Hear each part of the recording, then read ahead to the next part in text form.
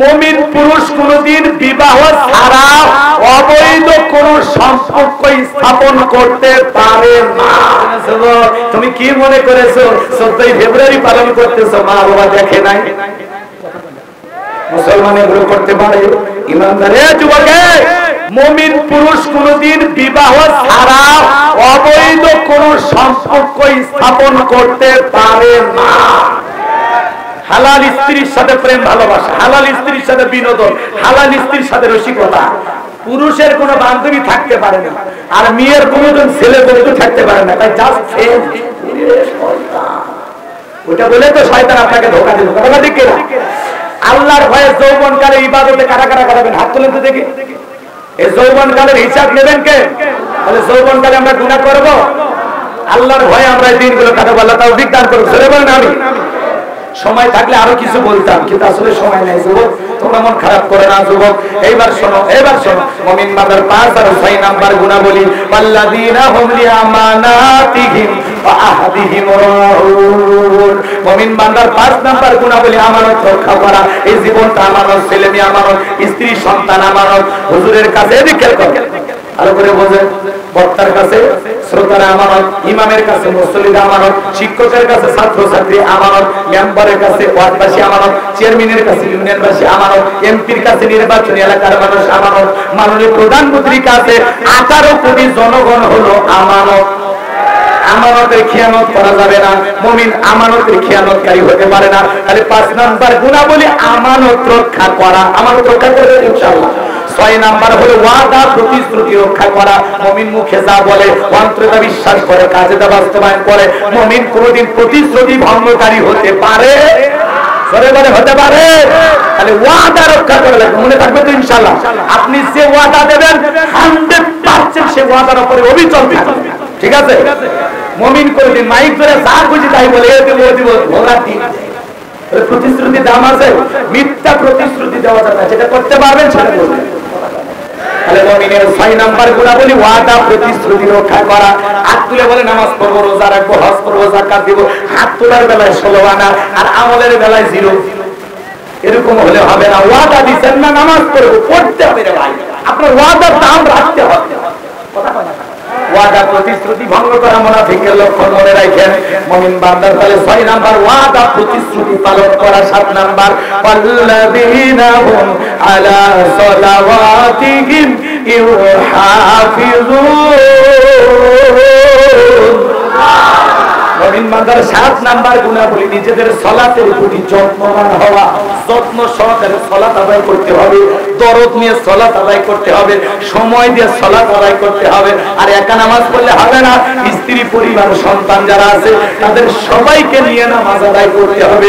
একটা পরিবারের 4 জন সদস্য সবাই যদি নামাজ পড়ে ভালো লাগে না, খারাপ লাগে। সালাতের প্রতি যত্নবান হতে হবে। যে ব্যক্তি আসরে নামাজ পড়ে মাগরিব পর্যন্ত মসজিদে মনটা টাঙানো থাকে, আবার মাগরিব পড়ে এসা পর্যন্ত মসজিদে মনটা টাঙানো থাকে, সালাতের প্রতি খুবই যত্নবান হতে হবে। সূরা তাহরিমের 6 নম্বর আয়াতে আল্লাহ পাক বলেন, হে মুমিনগণ, হে বিশ্বাসী বান্দাগণ, তোমরা নিজেরাও জাহান্নামের আগুন থেকে বাঁচো, আহল পরিবার পরিজন যারা আছে তাদেরকেও জাহান্নামের আগুন থেকে বাঁচানোর চেষ্টা করো। বিদায় একা নামাজ পড়লে হবে না, বিবিকেও নামাজি বানাবো, ছেলে মেয়েদেরকেও নামাজি বানাবো।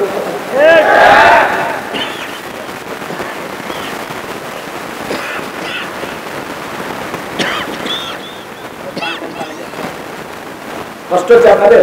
এখানে নামাজের সময় নিকটবর্তী আর কোন কথা নেই। এদিকে খেয়াল করেন।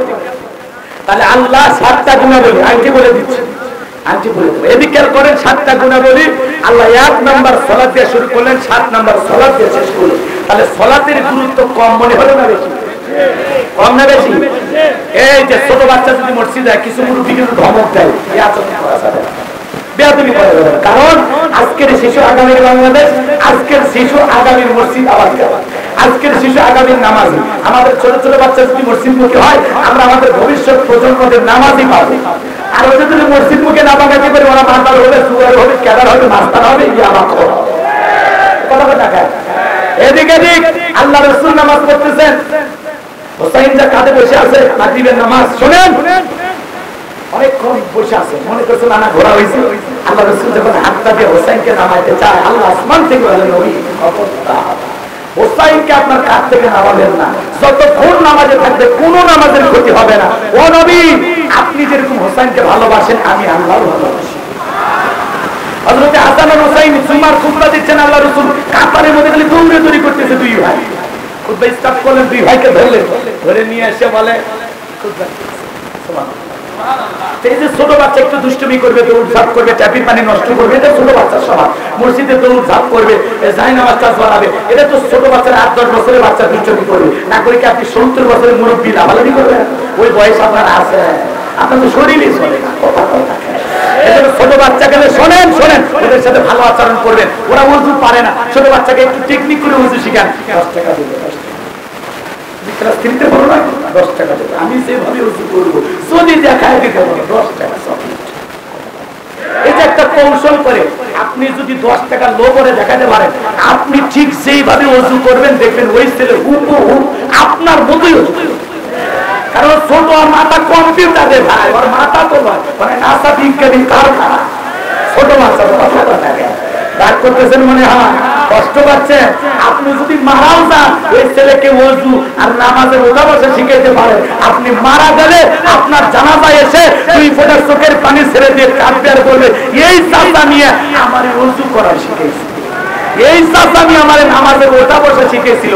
এরকম ভদ্র মুরব্বী হয়ে মারা যান, আল্লাহ কবুল করেন করে আমিন। এই 7টা গুণাবলী যদি অর্জন করতে পারি, সালাতের প্রতি যত্নবান হবো। শেষ কথা, সালাতকে যত্ন সহকারে আদায় করবো। আল্লাহ বলেন, উলাইকা হুমুল ওয়ারিসুন আল্লাযীনা ইয়ারিসুনাল ফিরদাউস হুম ফিহা খালিদুন। তারা উত্তরাধিকারী হবে জান্নাতুল ফিরদাউসের, সেখানে তারা চিরকাল বসবাস করবে। আল্লাহ কোনদিন জান্নাত থেকে বের করে দেবেন না, বলেন সুবহানাল্লাহ। আল্লাহ আমাদেরকে 7টা গুণাবলী অর্জন করে জান্নাতুল ফিরদাউসের মেহমান হিসেবে কবুল করুন। চিল্লা বলেন আমিন।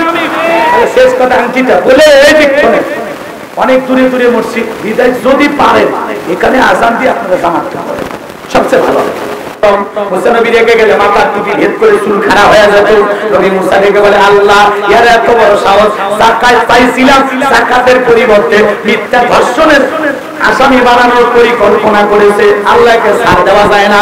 আমার বাইরে লম্বা ঘটনা আমি লম্বা করবো না, সংক্ষিপ্ত করে বলে দিয়ে যাই। মুসা নবী রেগে বলে, আল্লাহ কারণের যাকাত লাগবে না, কারণের ধন সম্পদ সৌজন জমিন গ্রাস করে ফেলে, আপনি জমিকে ওয়াদা দেন।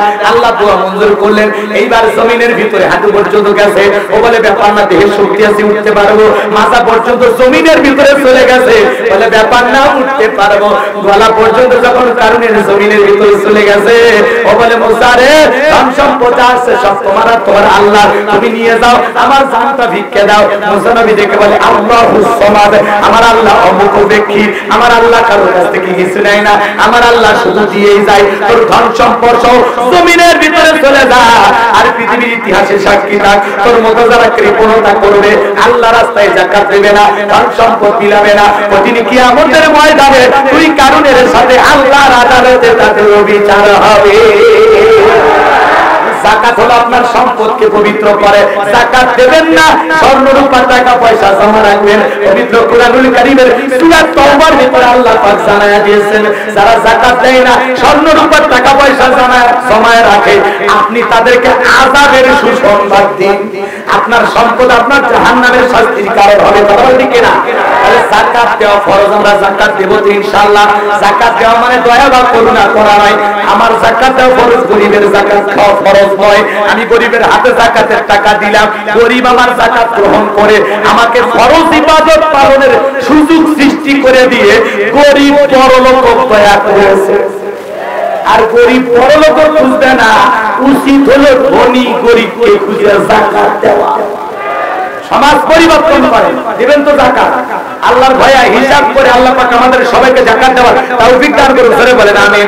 এরপরে মুমিন বান্দার 4 নাম্বার গুণাবলী, ওয়াল্লাযীনা হুম লিফুরুজিহিম হাফিজুন। মুমিন বান্দার 4 নাম্বার গুণাবলী, নিজের যৌবনটাকে হেফাজত করা, নিজের যৌবনটাকে সংযত রাখা।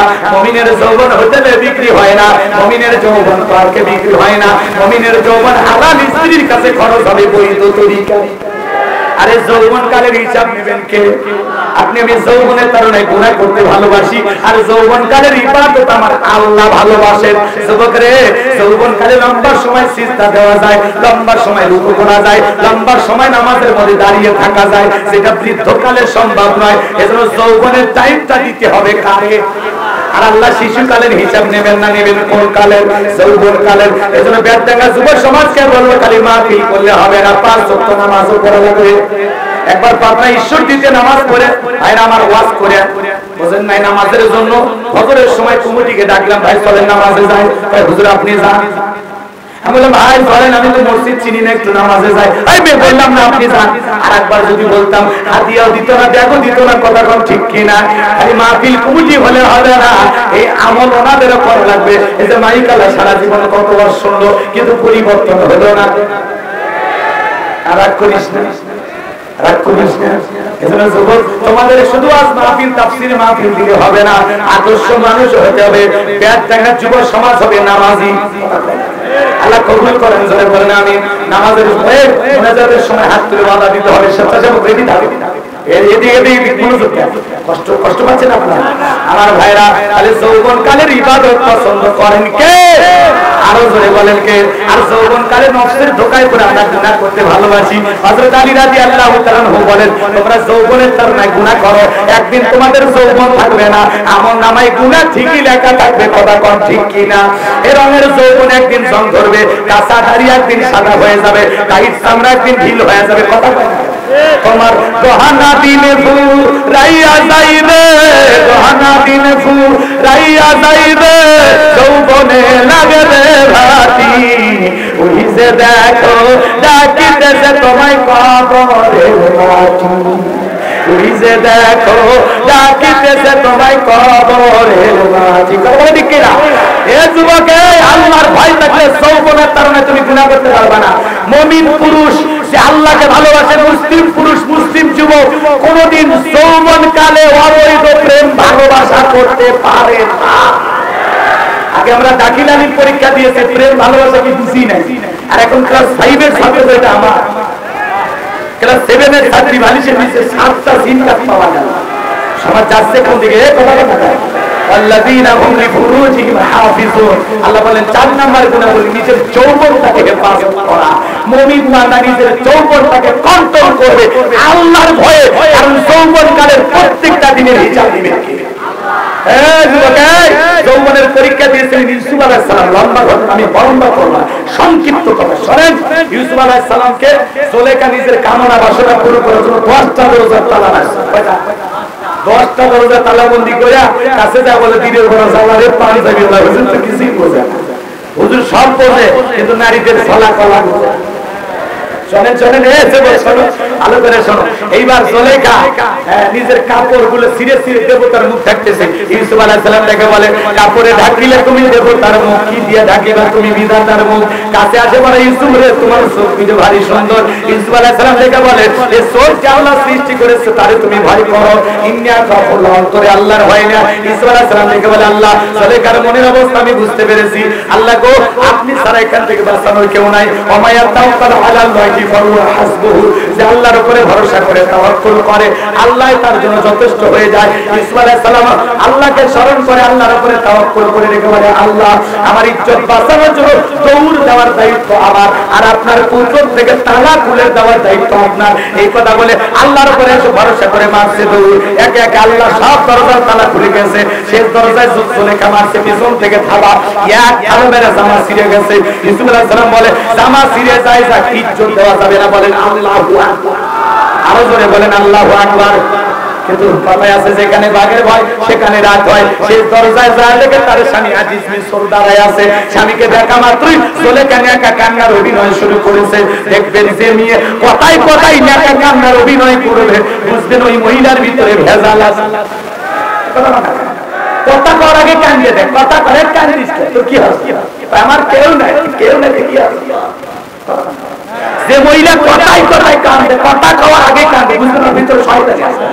এত কান্দিস তোর কি হবে? ঘটনা খুলে কর আগে, শুনি, শুনে যদি মনে হয় কান্দার কথা, জামা ধরে দুইজনে কান্দি, তুই একাই কান্দিস।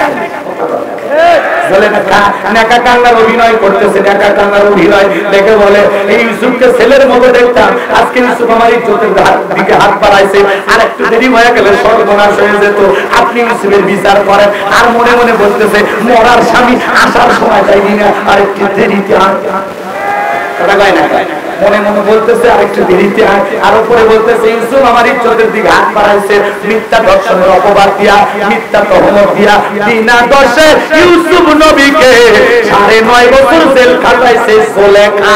এজন্য নারীদের ষড়যন্ত্র বড় মারাত্মক, ওদের রূপের জালে ওদের ছলা কলায় ভোলা যাবে না। যুবকরে পুলিশে ধরলে বাঁচবি, আগে ধরলে বাঁচবি, কিন্তু কোন নারীর ছলনার ভাবে প্রেমের জালে মিষ্টি কথা আর রূপের জালে মায়ার কথাই একবার যদি ছলনার ফাঁদে প্রাণ আটকে যায়, ফান্দে পড়িয়া বগা কান্দে রে, সারা জীবন কাঁদতেও এই কালনাগিনীর বিষাক্ত সবল থেকে বাঁচতে পারবি না। ওরা ছেলেদের ভালোবাসে না, ওরা এখন ছেলেদের মন নিয়ে ব্যবসা বাণিজ্য করে, ওরা হয় না। ওদের ভালোবাসা এখন ফিরি পিছে বন্দি, আইফোন বেন্দি, যে যত দামি গিফট করে তারে তত উজাড় করে ভালোবাসে।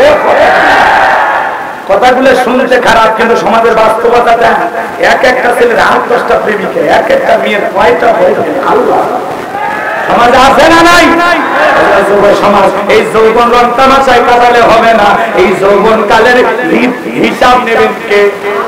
আল্লাহ বলেন ওয়াল্লাযীনা হুম লিফুরুজিহিম হাফিজুন, মুমিন বান্দার 4 নাম্বার গুণাবলী নিজের যৌবনটাকে হেফাজত করা। যৌবনের প্রবৃত্তির অনুসরণ করলে হবে না, নফসের ধোঁকায় পড়ে বোকা সাজলে হবে না, আল্লাহকে ভয় করে জীবনের প্রত্যেকটা দিন ইবাদতে কাটাইতে হবে। যুবকরে তুমি কি মনে করেছো পিতামাতার চোখকে ফাঁকি দিয়া ওই যে পার্কের ফুল বাগানের নিচে বসে কি করেছো? আল্লাহকে তো নিকট করে রাখছে। রাতের 2টার দিকে উত্তর পাড়ার সামনে জানালা দরজা দেখে কি গল্প করেছো, ওই ব্যাপারে আল্লাহ কিন্তু হিসাব নেবে।